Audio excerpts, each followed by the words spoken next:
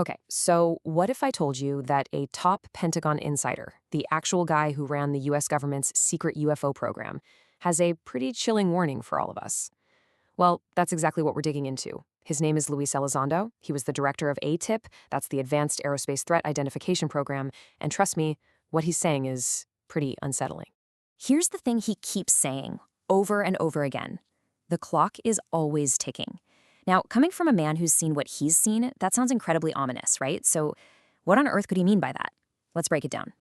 To really get what he's warning us about, we have to go behind the curtain. Elizondo says there are a few different layers to this whole story. We're going to start with the most, let's say, conventional one, the explanation that has absolutely nothing to do with little green men. So what is this ticking clock really about? Is it some kind of new Cold War, a foreign threat? Or is it a countdown to something way bigger? Well, Elizondo says it's kind of both. And the very first piece of this puzzle is all about good old-fashioned national security. The first layer of this whole mystery is straight up geopolitical. From a national security point of view, as Elizondo explains it, you're always in an arms race. You can never, ever stop innovating because you have to assume your adversaries are working on something around the clock. And look, this isn't just some theory. Elizondo's on the record confirming that both China and Russia are running their own UAP programs.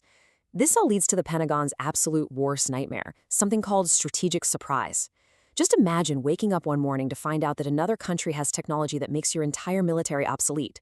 Overnight. That is the first reason the clock is ticking. But just when you think, okay, I get it, it's a new Cold War over crazy new tech, Elizondo totally throws a wrench in the works. He says the idea that this is only a foreign adversary, well, it just doesn't add up. You see, he frames the problem in a totally different way.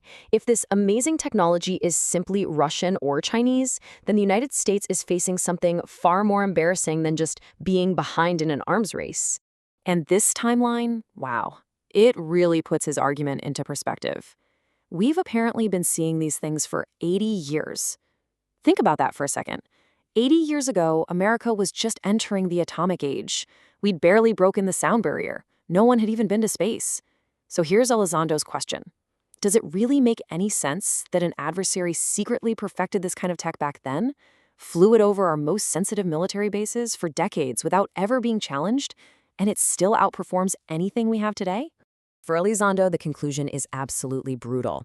If this is just another country, it would represent an 80-year intelligence failure so massive, so profound, it would make every other intelligence failure in history look tiny by comparison, which leads him to one conclusion.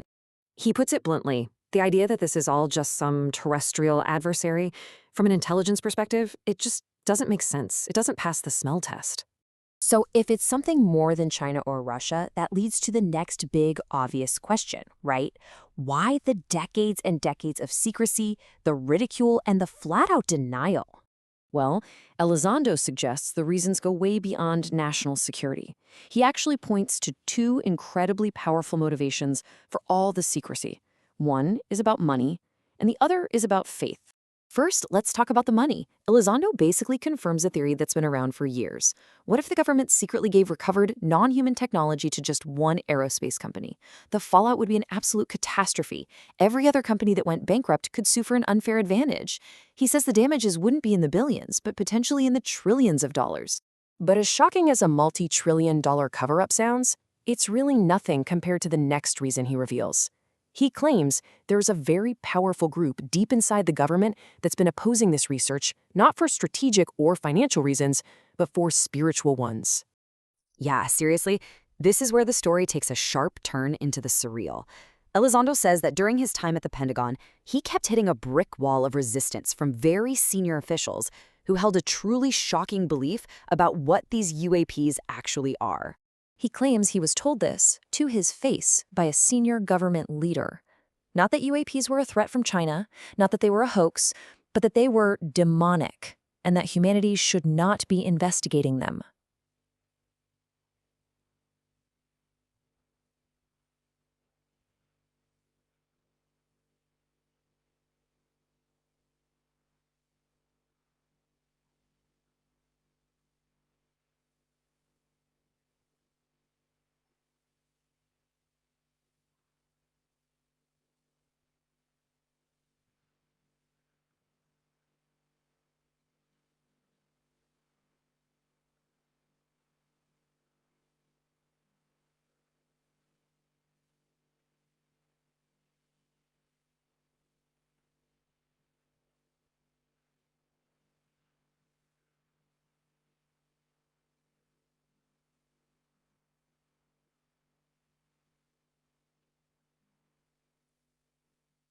and that humanity should not be investigating them.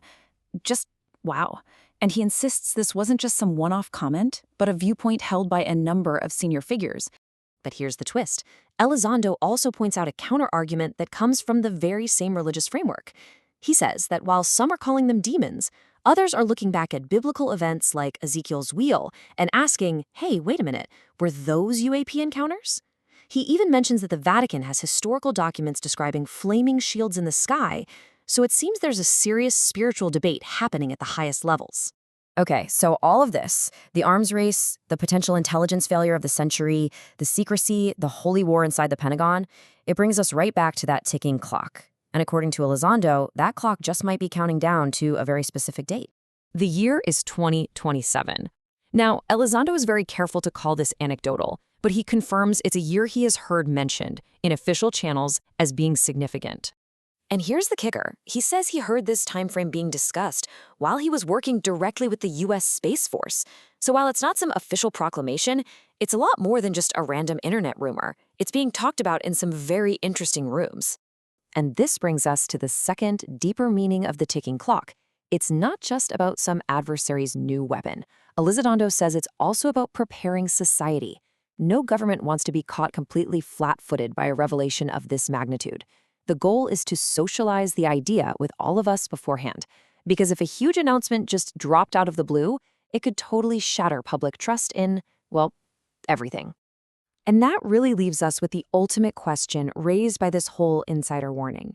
When you put all the pieces together, the geopolitics, the financial implications, and even the spiritual debate that Elizondo lays out, the question isn't just if an announcement is coming. It's whether we, as a society, are truly ready for what comes next.